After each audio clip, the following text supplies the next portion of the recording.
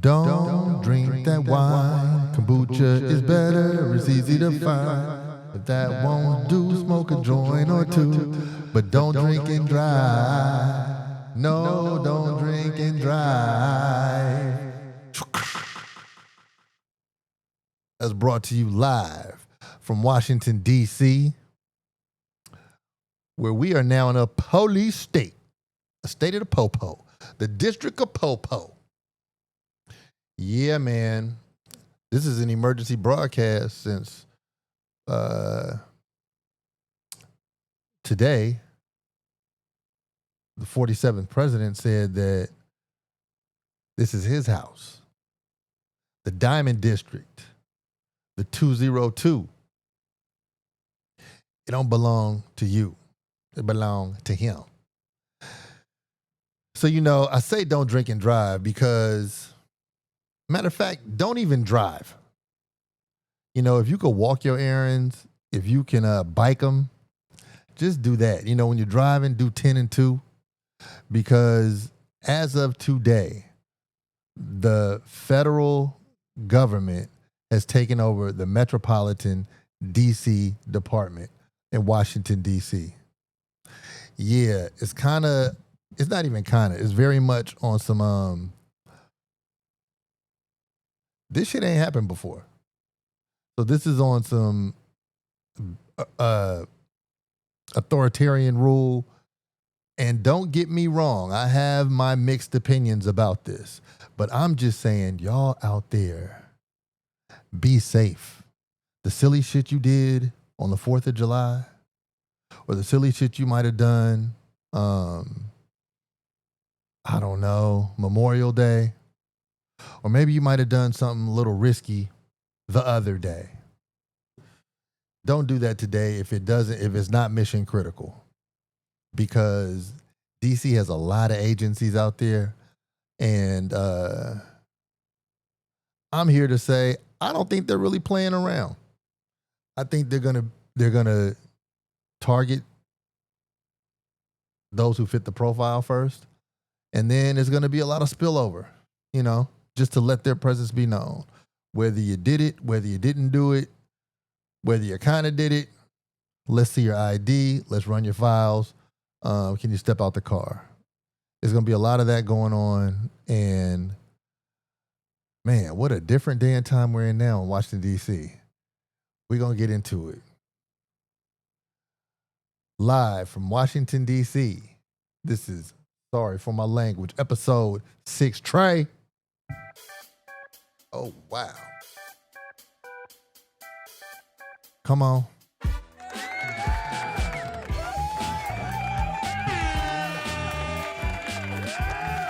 Woo. Welcome to Sorry for My Language. I'm Grindstone, and this is my lifestyle, philosophy, culture, and music show called Sorry for My Language. Thank you for joining me. While you're here, hit the thumbs up on the joint. Click subscribe on the joint. Like I said, man, I talk about several different things. Today we talk about the culture. It's the political, I can't even say U-turn, but it's the escalation that has happened today in Washington, D.C. None of this would be possible. When I'm saying none of this, I mean, sorry for my language. None of this would be possible without our sponsor, grindstoneuniversal.com. Yeah, just go to your browser, click grindstoneuniversal.com and get fly. You and I. It's just us.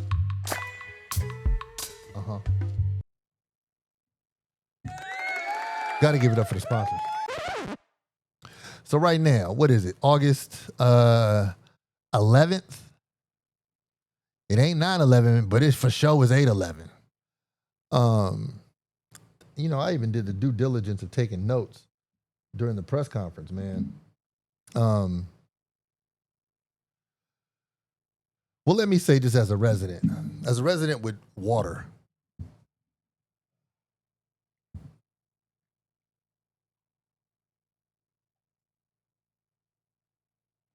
Round of applause for that water.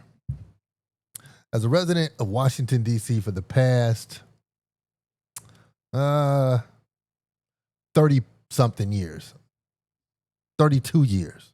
I've been in D.C. for 32 years. With an address in D.C. for 32 years. And I want to say, as a resident of Washington, D.C., 2025 has really been one of the most down and out years that I've seen the Washington, D.C. community as a whole. How do I measure this? I measure this on job losses, business closures, no new wave of business opportunity happening, so the people who lose jobs or who just graduated could get new jobs. Haven't really seen that. And just like the number of petty crimes. Now, like I said, I was here when it was real funky in DC, before gentrification, when you could live a functional life in DC and not see a white person for 7 days. So I can't, when it was a black thing, when it was Chocolate City. And during that time, unfortunately for most, fortunate for some, it was a crack and a violence epidemic going on here. And the difference about then and now, the main difference is that the underworld provided opportunity for some. And whether you liked it or not, that kept restaurants popping, that kept proprietors, especially in spaces like Georgetown, really eating. It kept people with jobs. It kept, the perpetrators of the crimes, they were able to put some meat and potatoes on their fork. There was some functionality to it, even though it was a deathbed in Washington, D.C. for several residents. I'm going to say that was very unfortunate, but it wasn't desolate. And now I would say in Washington, D.C., the nation's capital, the same one that your president is in, for those of you who don't know, it's a very opportunity desolate place. They have food deserts. I would say this is an opportunity desert. It's kind of ripe all the time for a hustler, because you're going to find your opportunity. You're going to find your little piece of sunshine. But say if you're not a salesperson, say if you're not a product manufacturer, say if you're just out here and you're living the regular life, you've been educated or you learned a trade or something like that, and then you just see the businesses phase out or the customers phase out who you may have once targeted as people who could employ you.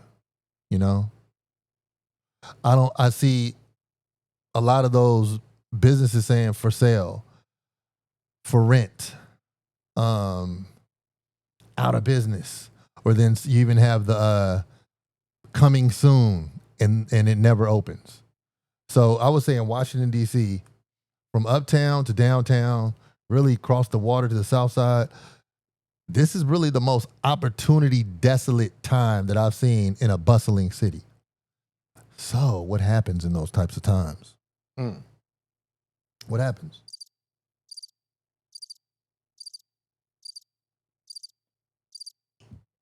Well, what I learned what happens in those types of times, crime gets a shot in the arm and it starts running wild.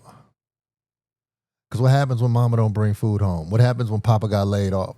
What happens when the kid gets old enough to move around and find his pack? For those of y'all who saw The City of Gods, you remember the runts? What happens when the runts start running around and they get to move around alone? For those of y'all who never saw the movie City of Gods,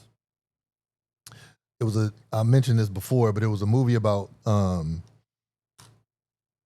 crime wave in Brazil, street gangs in Brazil, outside of Rio, and dope ass movie if you haven't seen it. But it was this one little gang called the Runts, and they were called the Runts because they were just like some little troublemakers who was really about the shit, but they just grew up as criminals. Eventually, they took shit over.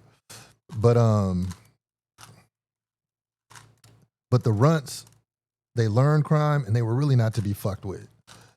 And they are representative of several types of communities that have like the younger people growing up, figuring out life from one another and from the older people. And the question is, well, what do you do, right? What are you supposed to do? So they band together and they just start doing devious, mischievous shit. And then one or two of them is the brains of the operation. They figure out how to get money. Well, how do you get money when you're young as fuck? You might turn to breaking into shit, burglary, armed robbery. You know, a lot of the stores around here, they just allow people to take shit. They just allow people to just walk in and take shit. The cops do not want the consequence, or the security guards do not want the consequence of violence where the law won't back them up.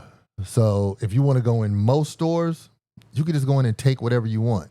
And the Runts have figured this out. And they go in and take shit. It doesn't stop there. They take things from people. Right? So you're walking down the street minding your business. Almost knocked these shoes down. By the way, this is another pair of Giuseppe Zanotti's that I got from France by way of Italy. Fresh as hell. You probably haven't seen these before. I don't want to touch them and show them off, showing them like Vanna White, because they might fall. But these are going to be on the grindstoneuniversal.com website as well. I don't, like all these fly shoes I have up here or whatever I show, I only have one. If I say I have more, then I got like a size run or something like that. But I only have one of what I show up here. So when you go to grindstoneuniversal.com, check on it. Go to the section that says ultra rare. That's where you find all the fly stuff. Yeah. Yeah. So today, for those of you all who aren't hip, woke up to the news. Donald Trump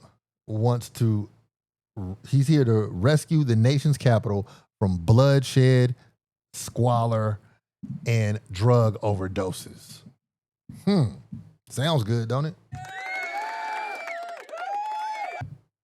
And I must say, with the young and not so young gangs doing their thing in DC, it's out of fucking hand. It's out of hand. It's out.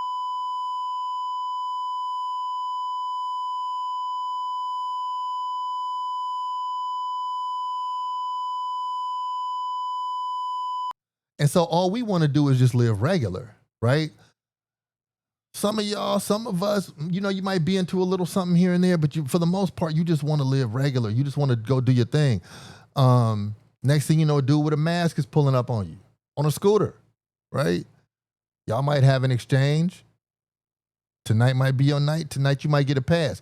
But if you out with your lady, you weren't ready for somebody to pull up on you with a mask. What?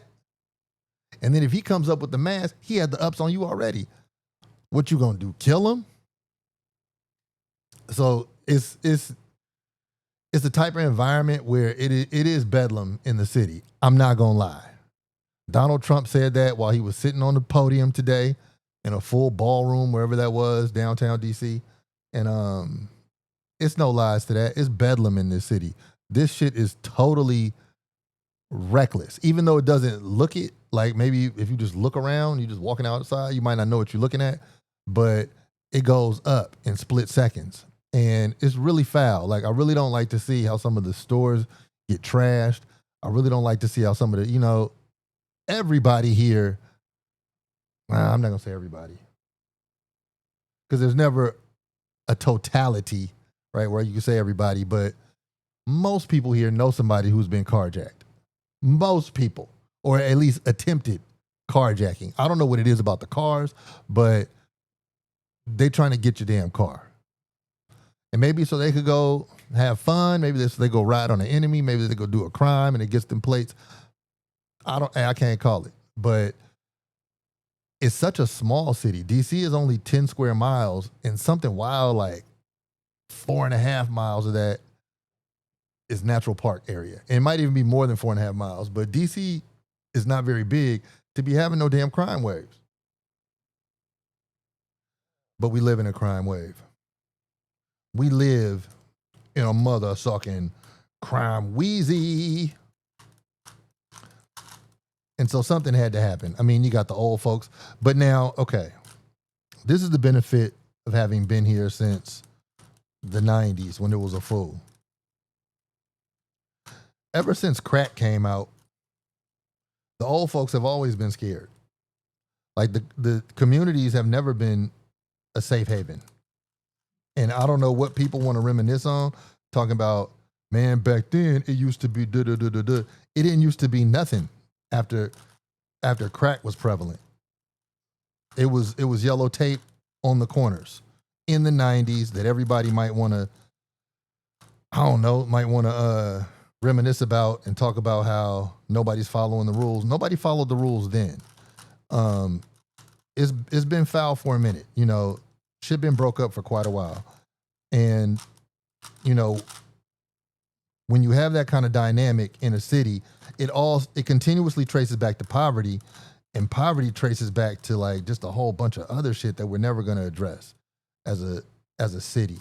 Well, as a country, you know, we never going to get to the bones of that one, are we? Never. And well, before we even get to my piece, let me just tell you some of the facts of what happened today. Section 40 of the DC Home Rule Act has been invoked. And what that means is that the Washington, D.C. Metropolitan Police Department is under direct federal control.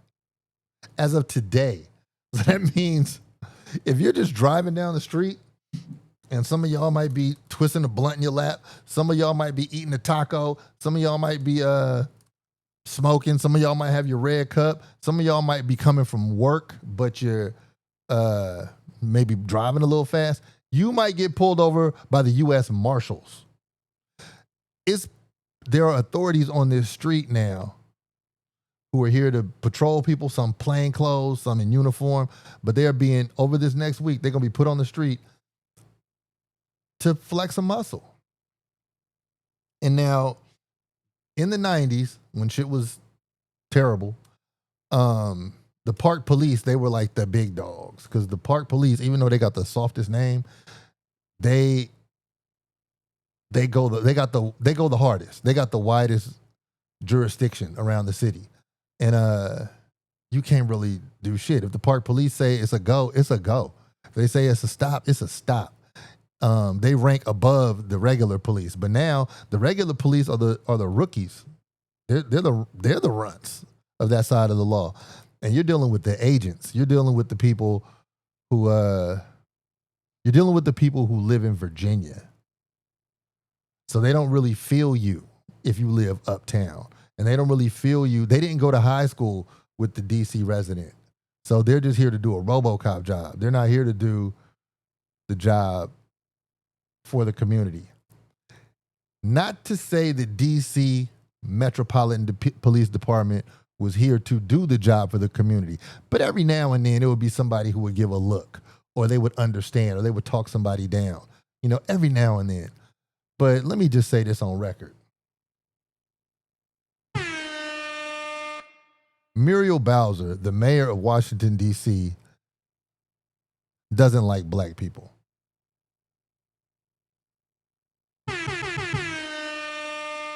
She likes black people if they act a certain way in a white pleasing manner. But she is the most two-faced motherfucker out here who will give a smile if the money's on the table, and who will ignore you and let the wolves get you if there's not an envelope for her. Her game of politics in Washington, D.C., the mayor, Muriel Bowser, her game of politics has gotten this skirt pulled all the way up. She ignored. I live in Uptown Ward 4, okay? her whole campaign life started in Ward 4 to be the Ward 4, the fuck was she, the council member or something like that? I don't know.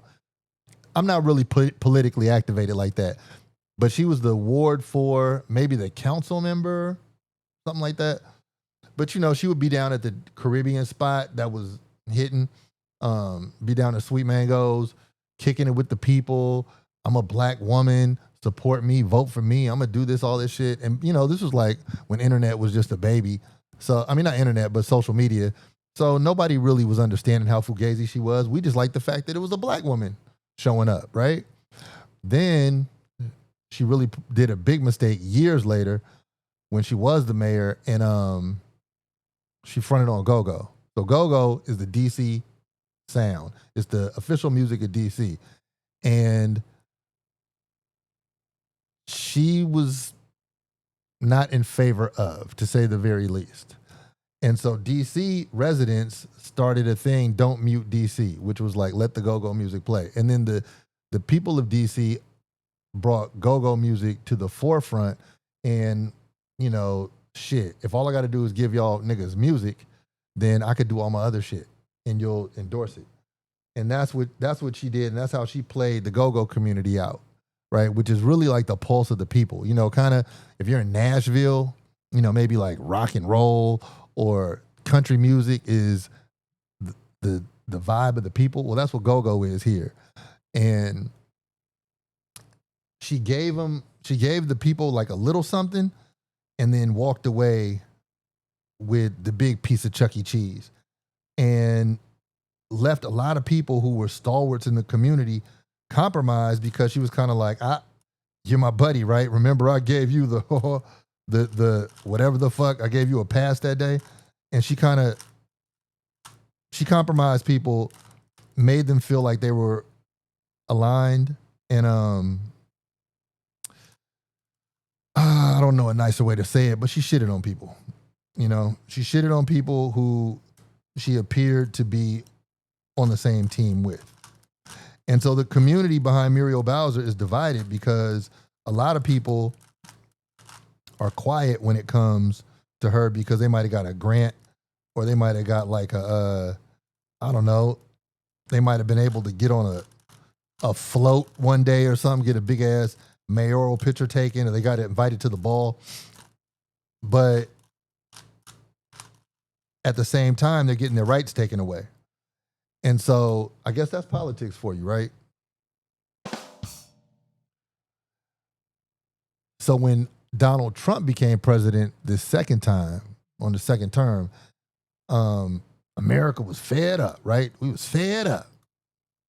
Muriel, what you gonna do? I know you ain't gonna let this nigga run wild. And she was like, no, we're gonna do this, and he's gonna have to come in and do that. She was talking her tough little sister girl shit, right? Just to make black people happy. And so she talked it up about all this stuff that she was gonna do to be strong.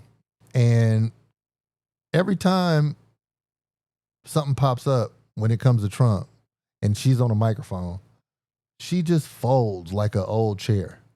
And she just folds. Spineless, drippy, oatmeal, tepid, lukewarm. Just sand through your fingertips. No backbone at all. Why we be voting for this person? Like, what is it? So anyway, without hesitation, in Donald Trump's words, he said he had to do this because of the abject failure of the city government. The mayor is in charge of the city government. And without a doubt, in his opinion, there's been horrible city management. So while she did all this shit to disrespect her people and kiss his ass, he gave her his ass to kiss today. And then she got on that podium and said some other Trump supporting ass shit like, we're going to be here to support him. We can only do so much. Talk about no fucking backbone. Damn. Most of these politicians don't have no backbone. Most of them. Most of the people who do have a backbone, you'll never see them. They got their hand like Willie and Lester. They got their hand up in them and they're just moving their mouth straight up. And it's ridiculous to see it happen in real time. And when I say real time, I mean very real time, because the next place I drive, I might run into a damn roadblock and then they search my shit.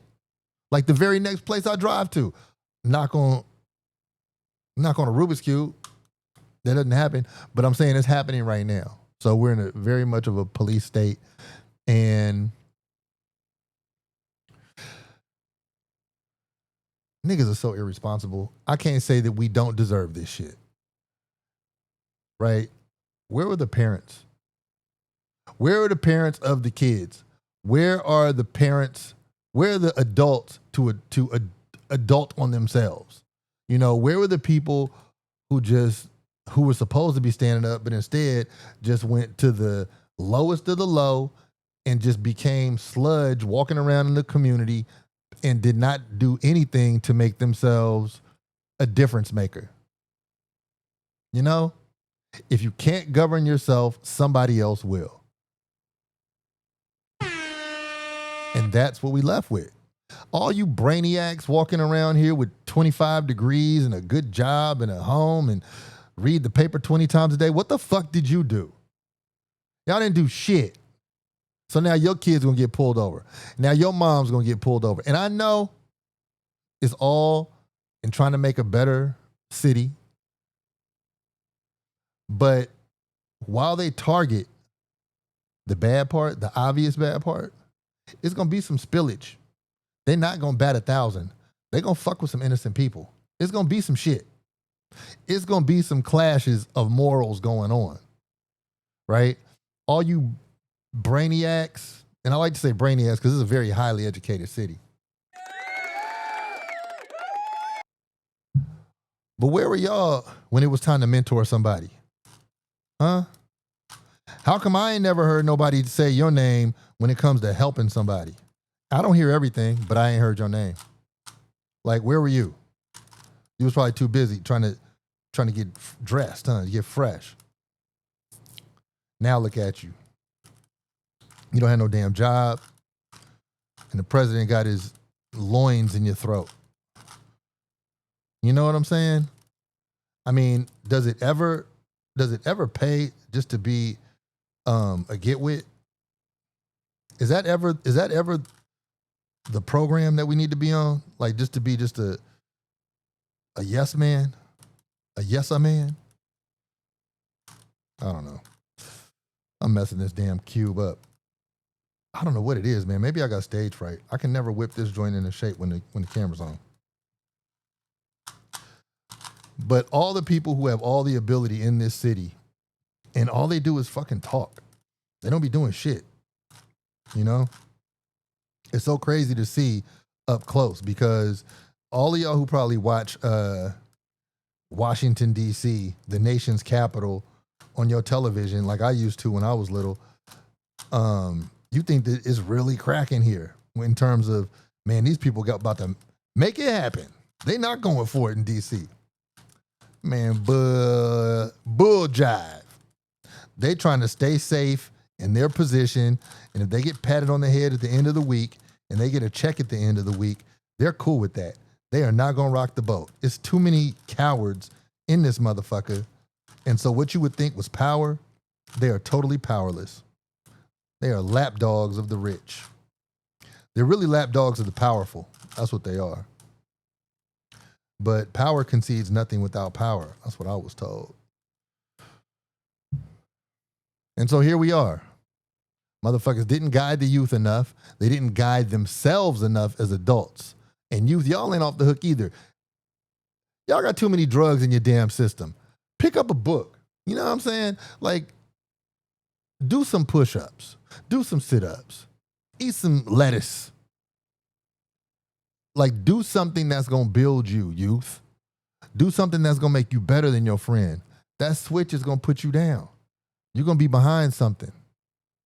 Somebody going to be behind you. At what point do we buy into investing in ourselves financially, morally, spiritually, physically, mentally? At what point do we govern ourselves that way? as individuals before we even walk out the house and tell somebody what's going on? Like, do we ever do that? Or do we wait on somebody else to put the big hand on us? Because that's what's happening now. Is some lady wearing a red dress in the thing? I think she's a judge. I'm not sure. Her name is Janine. Let's call her Judge Janine. I'm not really sure who she is. That's how far removed I am from like the writing in the paper, but I know what the players are talking about, right? But she said, this is basically goes to all the dudes wearing the shiesties. We see you, we're watching you, and we're going to change the law to catch you. Damn. Now, all this sparked off because a white government lady got beat up. Somebody tried to carjack her last week, and she didn't get beat up, but then the white boy who got appointed to the Doge committee, some 19-year-old kid, he might be 20 years old now, not sure. He went out and tried to save her, and they put the beats on him. He got hand and feet put on him. And I think he got a concussion out of the deal. And when you start whooping people downtown, they're going to call in the guards. They're going to blow the whistle. And then everybody is up for search and seizure. It's up for everybody. So here I sit in this position, rather confused about how I feel about it because of the fact I'm from Oakland. Now, what the fuck does being from Oakland have to do with my feelings on this? Well, I'll tell you. This is what being from Oakland has to do with this. Dang, why I be messing this joint up? I'm totally in an entanglement with this damn thing right now, man. I'm salty about this. So, Oakland is one of them soft on crime cities. And the problem with being soft on crime is that people campaign on that. And everybody who you need to be hard on crime about, they hear your campaign. And then so as soon as it gets enacted, they're like, all right, you know what? They're not going to do nothing to us. And then the runts run the city. And I love Oakland, California as a city. But damn, that city is turned out. Whatever needed to happen in terms of we got to improve something, it has just not been done for years. And this is a chronic problem. It gets worse. It's not going to accidentally get better. It gets worse. So you have the chronic problem of crime and to the point it becomes the culture. And when I say the culture, it means like either you're doing crime or you know how it's in your alertness of how to avoid being a victim. And when that's the case, it's just kind of like you got this constant, let me look out the window and check my car. Let me look both ways. Is anybody following me? You got this constant little paranoia. And I'm just saying that can't be good for your heart. It just can't be, you know? And then if you're not aware and you're just playing it real vanilla, you're the next victim, you know? So it's not like, I'm going to just choose, I'm a rebel by ignoring it. That's not how it works. So Oakland let it go way too damn far. And as a matter of fact, in today's press conference, Donald Trump said, Oakland and Baltimore, they're too far gone. But we're about to move this movement to LA, Chicago, and New York. They're next. So you're about to see a militarization where the military industrial complex can actually get funded for fucking with its own citizens. And not to say that it shouldn't fuck with its own citizens. It's just that the citizens are so far gone in the management of themselves. The city governments are so corrupt and inept that without discipline, we just lost control of ourselves and somebody else takes control. And most of the time, it's somebody who you do not want to tell you what to do. So it's just crazy. Like, You got bullshit in one hand and cow shit in the other hand. How do you even make a decision on what's best? One thing, I am glad that somebody's going to do some type of check-in on the street. I'm just so conflicted with how it's going to spill over, how it's going to become authoritarian rule, how people are going to be like, yes, I feel safer. And they'll be like, you like it? We'll do more.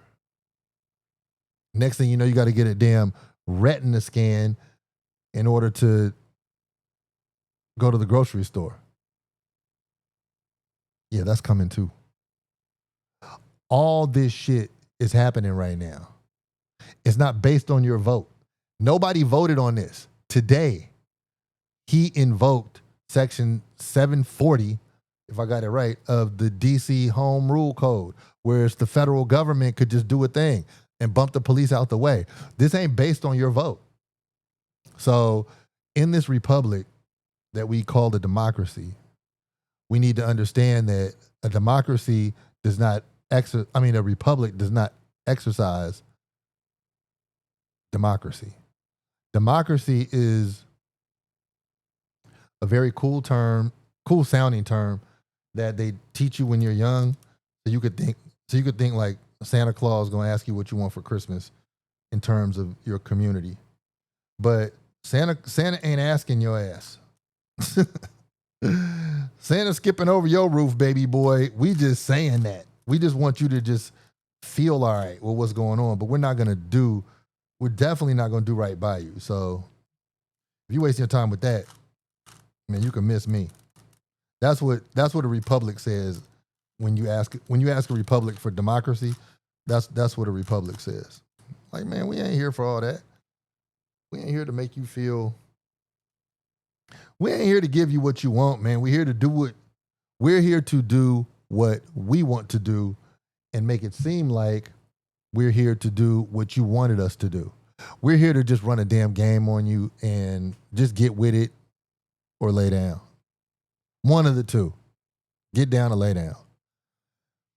So if you're in Washington, D.C., if you plan on coming to Washington, D.C., and you get a couple of drinks in you, just want to remind you, don't drink and drive. Drink some kombucha. It's easy to find. Maybe smoke a joint, 'cause that's better to do. But don't drink that wine. No, don't drink and drive. Shout out to NWA and shout out to Parliament Funkadelic. I always forget the words to shit when I be on here trying to give it to you anecdotally, but we're really in a position of trying to claw our way out of squalor with squalor. Now, the irony of this is that there's a president who is against misbehaving citizens and who's totally against defacing of government property, but who also pardoned people for what they did in January 6th. You remember that? January 6th? That was some defaced property. That was some rebellious, raucous,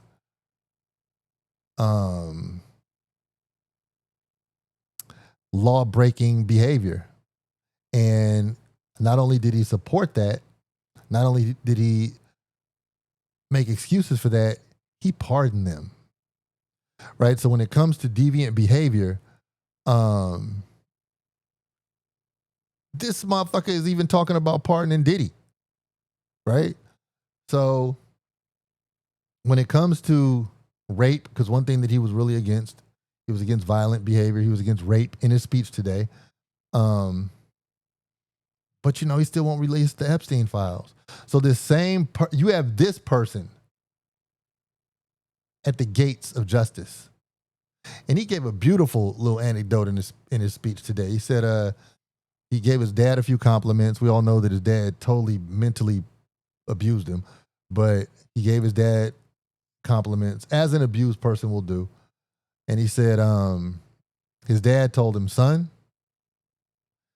if you go to a restaurant and the front door is dirty, don't go in there because the kitchen is dirty too. I thought that was dope.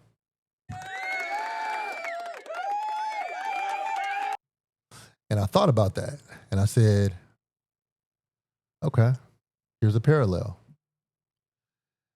If you go to a country and the ruler is corrupt, then the foundation of the country is corrupt also. He had 192 criminal charges and he was convicted of 34 felonies. Come on. Who the fuck is this guy to tell us what to do? Well, I'll tell you who this guy is. He's the president of the United States.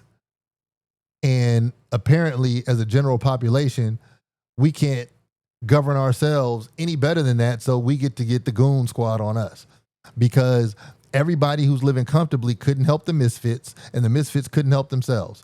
So here we are, just a bunch of people in a pig pen jumping around, fucking shit up and ignoring what's fucked up and doing nothing and getting on Twitter and crying about it. But where are the people with the means of just the sanity? Fuck the money. Where are they in getting in the community? Where are they in like helping 2 or 3 people? 1 person. Where are you? Where are we? I'll tell you where we are. We're at that damn checkpoint. Pulled over. Getting our shit searched. Not knowing where a motherfucker might get deported to. That's where we are. That's where your nation's capital is. And that's where the news of the day is. So, not to drag this out, but it is kind of, not even kind of, it is indeed groundbreaking that there's no such thing. And look, let me be honest. I'm no, and I like to say this just as a disclaimer, but I'm really not a history buff. I'm really not. But we were always able to say something kind of cool about the Constitution. And even if we didn't believe in it, we could kind of like invoke it in a conversation about justice. Man, please, if you don't get out of here with that bum ass Constitution, ain't nobody listening to Constitution talk. Don't nobody want to hear that. That shit is old. It's old and it's played out. So when it comes to, by the way, it's not solved yet. This is how mixed up the damn city is right now. You know, what was that? This is how mixed up the city is. It's just on one. But anyway, here we are. We're trying to do our best. And I'm glad y'all rock with me. Now, do not forget, just hit that thumbs up, like button, subscribe, share. That's all I ask. I could be on this motherfucker every day for an hour talking. I enjoy this. I enjoy you. We enjoy each other. Don't we? I love you. But did I do it right? I ain't never done this in my life. Hey. Yeah. Anyway. What a time. But don't think that this time is more extreme than other times because the 90s was kind of crazy too. You know what I'm saying? So, you know, we'll be all right. This is also impermanent. But just in case this was a little harsh on your ears, sorry for my language. And thank you for joining me for episode 63 of Sorry for My Language. We're almost at 100. And you've been with me. And if you haven't seen the other episodes, check them out. It's like one that's going to pop up right here, one of them. Check me out, you know. Love one another. I'm out. Peace.